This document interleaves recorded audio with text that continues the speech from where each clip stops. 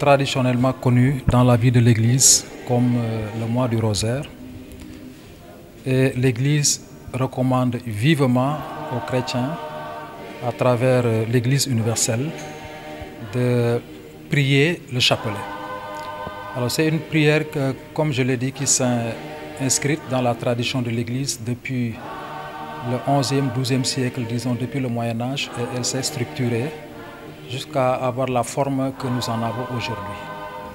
Et à la fin du 19e siècle, début 20e siècle, le pape Léon XIII a beaucoup écrit sur la Vierge Marie et recommandé aux chrétiens du monde entier la prière du rosaire. D'ailleurs, on l'appelait le pape du rosaire.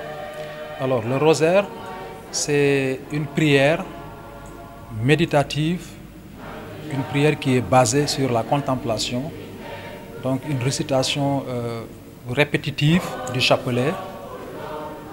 Mais il faut tout de suite dire que plus qu'une simple observance d'une formalité de prescription religieuse, la prière du rosaire nous introduit dans les mystères de la personne de Jésus-Christ. Alors ces mystères sont à 4 aujourd'hui. Il y a les mystères joyeux, les mystères douloureux, les mystères lumineux et les mystères glorieux. Alors ces 4 mystères nous font entrer et revivre des événements marquants de la vie du Christ. Par exemple, dans les mystères joyeux, vous avez l'enfance de Jésus-Christ, et dans les mystères douloureux, des événements tels que la passion, la mort de Jésus-Christ. Dans les mystères lumineux, vous avez la vie publique de Jésus-Christ, ces miracles qui sont des signes qui montrent que le royaume de Dieu est présent.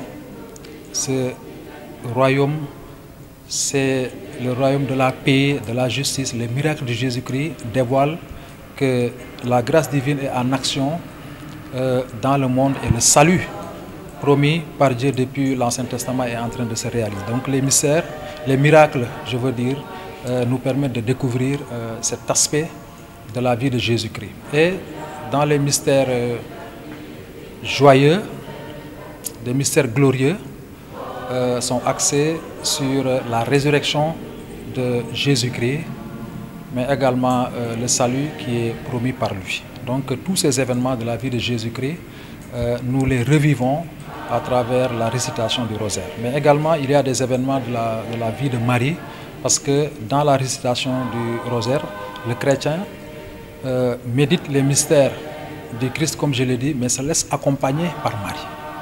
Et lorsqu'on dit Marie, Marie est une femme, une créature sainte. Dieu l'a préservée de tout péché. Elle est immaculée, elle est sainte. Et elle a vécu sa sainteté en étant une fidèle servante du Seigneur. Elle a collaboré avec Dieu dans la fidélité, dans la confiance totale, dans l'écoute, dans l'accomplissement de la volonté divine pour le salut de l'humanité. Elle a su dire oui à Dieu de façon définitive, et cela pour le salut de l'humanité. Elle a enfanté spirituellement des fils à Dieu. Et voilà pourquoi l'Église, pendant le mois du rosaire, médite les mystères de la vie du Christ, donc en marchant sur les pas de Marie. Et c'est dans ce sens que le rosaire pendant le mois d'octobre est pour les chrétiens un chemin de sainteté.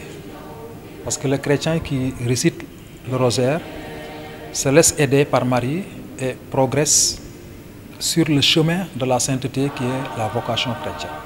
Donc il y a un message derrière la prière du rosaire. Il y a d'abord la sanctification personnelle, parce que les familles également sont invitées à prier le rosaire déjà pour marcher sur le chemin de la paix, de la réconciliation dans la famille.